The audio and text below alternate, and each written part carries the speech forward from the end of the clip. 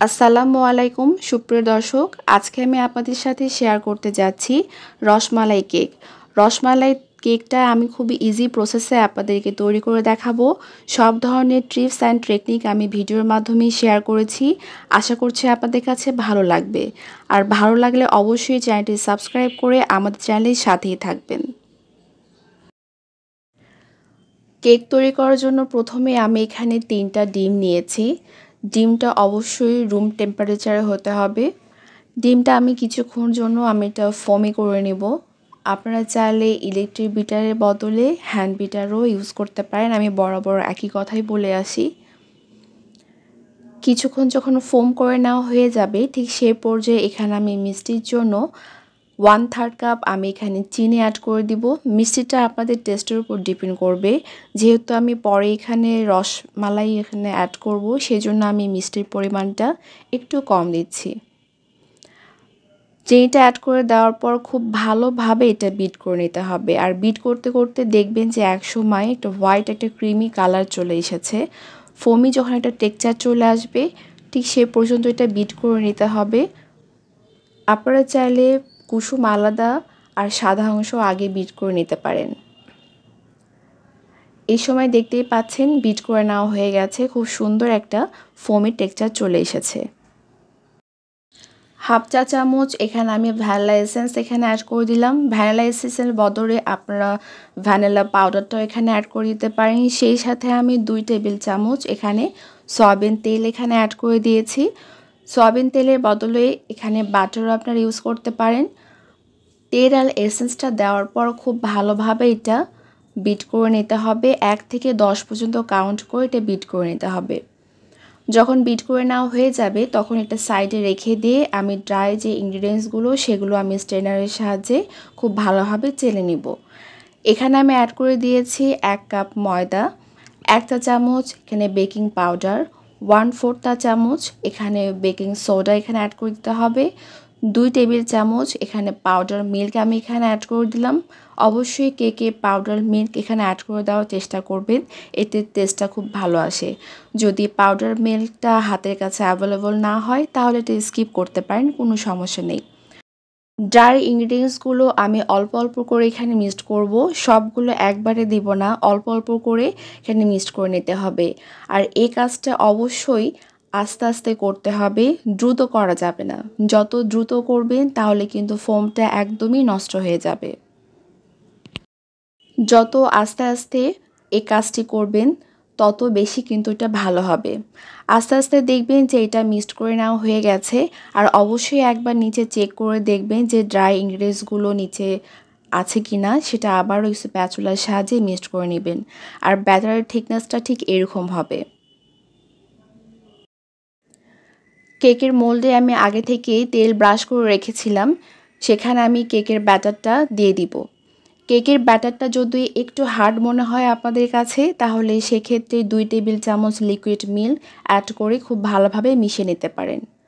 কেকটা আমি চুলায় বেক করে দেখাবো। আমি সব সময় কেকটা চুলায় বেক করে থাকি, কারণ ওভেনটা আমাদের সকলের বাসায় অ্যাভেলেবল না। এই জন্য আমি কেকটা সবসময় গ্যাসের চুলাতেই আমি বেক করে দেখাবো। সবগুলো খুব ভালোভাবে ঢেলে দেওয়ার পর হালকা হাতে আমি এটা ট্যাপ করে নিব। আর এক পাশে আমি কড়াই উঠিয়ে দিয়েছি, সেখানে আমি পানি দিয়েছি। পানিটা খুব ভালোভাবে যখন গরম হয়ে আসবে, ঠিক সেই পর্যায়ে আমি এখানে মোলটা বসিয়ে দিচ্ছি। একদম মিডিয়াম আঁচে 30 মিনিটের জন্য এটা আমি ঢাকনা দিয়ে ঢেকে বেক করে নেব। আধা ঘন্টা হয়ে গেছে। আধা ঘন্টার পর কেকটা পারফেক্টভাবে হয়েছে কিনা সেটা আপনাদেরকে চেক করে দেখিয়ে দিচ্ছি। ব্যাম্বু স্টিকটা আমি চেক করেছি, আর দেখুন ব্যাম্বু স্টিকটা কিন্তু একদমই ক্লিন।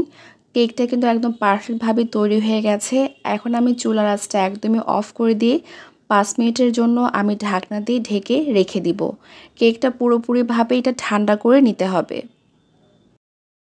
কেকটা পুরোপুরিভাবে ঠান্ডা হয়ে আসার পর এটা আমি 3টা লেয়ারে কেটে নিয়েছি। আর কেকটা দেখুন কতটা সফট আর স্পঞ্জি হয়েছে। আপনাদেরকে দেখিয়ে দিচ্ছি, আপনারা দেখেই বুঝতে পারছেন যে এটা কতটা সফট আর স্পঞ্জি হয়েছে।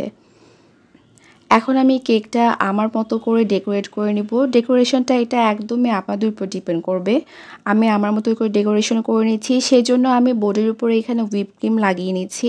এর উপরে আমি একটা কেকের লেয়ার দিয়ে দিব। এতে কেকের লেয়ারটা নড়বে না। আর হুইপ ক্রিমটা আমি আগে থেকেই বিট করে রেখেছিলাম। হুইপ ক্রিমটা আমি কিভাবে বিট করি সেটা হচ্ছে আপনার আগের অনেক ভিডিওতে আমি এখানে বলে দিয়েছি, এই জন্য এখানে আমি বললাম না। আর হুইপ ক্রিমে আমি হালকা একটা লাইটলি ইয়েলো কালার এখানে ইউজ করেছি, এতে দেখতে খুব সুন্দর লাগবে। কেকের লেয়ারটা এখানে বসে দেওয়ার পর এর উপরে আমি মালাইটা এখানে অ্যাড করে দিলাম। রসমালাই কেক যেহেতু, তো অবশ্যই এখানে সুগার সিরাপের বদলে এখানে মালাইটা ব্যবহৃত হবে। মালাইটা চারপাশে দেওয়ার পর এখানে হুইপ ক্রিমটা দিয়ে চারদিকে খুব ভালোভাবে এটা স্প্রেড করে দিতে হবে। রসমালাই কিছু মিষ্টি এখানে চামিচের সাথে খুব ভালোভাবে এটা ক্রাশ করে নিতে হবে। ক্রাশ করা মিষ্টিগুলো উপরে দিয়ে দিতে হবে, এতে কিন্তু টেস্টটা অনেক বেশি ভালো আসে। যেহেতু এটা বাসায় তৈরি করছেন সেহেতু রসমালাইয়ের পরিমাণটা একটু বেশি দিবেন, এতে খেতে কিন্তু অসম্ভব মজা হবে। চারপাশে খুব ভালোভাবে এটা স্প্রেড করে দিতে হবে আর সেমভাবে প্রত্যেকটা লেয়ারেই দিতে হবে। একটি লেয়ারে দিচ্ছেন বা আরেকটা লেয়ারে দিচ্ছেন না, এরকম কিন্তু করা যাবে না। প্রত্যেকটা লেয়ারে লেয়ারে দেবেন, তাহলে কিন্তু রসমালাইয়ের যে অথেন্টিক যে টেস্টটা রসমালাই কেকে সেটা কিন্তু আপনারা পাবেন। এখন আমি এখানে কিছু ক্রাশ করা বাদাম এখানে অ্যাড করে দিলাম। বাদামটা এখানে আমি সব ধরনের বাদাম এখানে নিয়েছি, কাজু বাদাম, কাঠবাদাম, পেস্তা বাদাম সবগুলো আমি ভালোভাবে ক্রাশ করে নিয়েছি। চারদিকে দিয়ে আমি আবারও একটা লেয়ার দিয়ে এটা কাভার করে নিতে হবে। সেম লেয়ারে আবারও এখানে মালাই দিয়ে দিতে হবে। মালাই দেওয়ার পর ক্রিম, তারপর রসমালাই, বাদাম সব কিছু দিয়ে চারপাশটা খুব ভালোভাবে ক্রাম কোটিং করে নিতে হবে। ক্রাম কোটিং মানে হচ্ছে কেকের যে গুঁড়ো গুঁড়ো থাকে সেগুলো খুব ভালোভাবে এটা সেট যাতে হয়ে যায়, সেজন্য আমরা হালকা হাতে একটু ক্রিমটা চারপাশে স্প্রেড করে নিতে হবে। করে নেওয়ার পর এটা 1 ঘন্টার মতো ফ্রিজে রেখে দিতে হবে, এতে সেট হয়ে যাবে। 1 ঘন্টা পর আমি ফ্রিজ থেকে কেকটা বের করে নিয়েছি আর পুরো কেকটাই আমি ক্রিম দিয়ে কাভার করে নিব। আবারও চারপাশে খুব ভালোভাবে এটা কাভার করে নিতে হবে। ক্রিমের সাথে হালকা লাইটলি একটু ইয়েলো কালার মিক্সড করার জন্য কিন্তু দেখতেই কিন্তু অনেক গর্জিয়াস লাগছে, আপনারা দেখেই বুঝতে পারছেন। খুব ভালোভাবে এটা কাভার করে নিতে হবে। জিগজ্যাগ দিয়ে খুব সুন্দর করে মোটামুটি এটা ডিজাইন করার চেষ্টা করেছি। লাস্টের ফিনিশিংয়ে আমি এখানে উপরে রসমালাই মিষ্টিগুলো এখানে দিয়ে দিব। মিষ্টিগুলো উপরে দিয়ে দিতে হবে, আপনাদের পছন্দ মতো এটা ডেকোরেট করে নিতে পারেন। আর মিষ্টিগুলো উপরে দিয়ে দিলে দেখতে কিন্তু অনেকটা সুন্দর লাগে। মিষ্টিগুলো চারপাশে খুব ভালোভাবে আমি দিয়ে দিয়েছি। দেখার সৌন্দর্যের জন্য আমি উপরে মিষ্টিগুলোর উপরে এখানে ইয়েলো কালার এখানে দিয়েছি, এতে দেখতে অনেকটা সুন্দর লাগবে।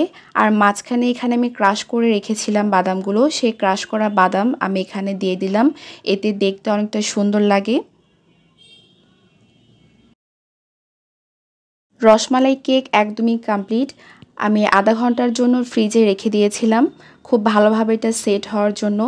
এখন আপনাদেরকে কেটে দেখাচ্ছি যে ভেতরটা কতটা সুন্দর হয়েছে। আপনারা সেমভাবে যদি ফলো করে থাকেন তাহলে একদমই আমার মতো বেটার রেজাল্ট পাবেন। আপনাদেরকে দেখিয়ে দিচ্ছি, দেখুন কতটা সুন্দর লাগছে প্রত্যেকটা লেয়ার। এটা খেতেও কিন্তু অসম্ভব মজা হয়ে থাকে। আপনারা অবশ্যই বাসায় একবার হলেও এটা ট্রাই করবেন আর ট্রাই করে আমাকে অবশ্যই কমেন্টে জানাবেন যে কেমন হয়েছে। ভিডিওগুলি যদি ভালো লেগে থাকে তাহলে অবশ্যই ফ্রেন্ডস আর ফ্যামিলি মেম্বারদের সাথে শেয়ার করবেন। আর এরকম নিত্য নতুন রেসিপি পেতে অবশ্যই আমাদের চ্যানেলটি সাবস্ক্রাইব করে আমাদের চ্যানেলের সাথেই থাকবেন। আল্লাহ হাফেজ।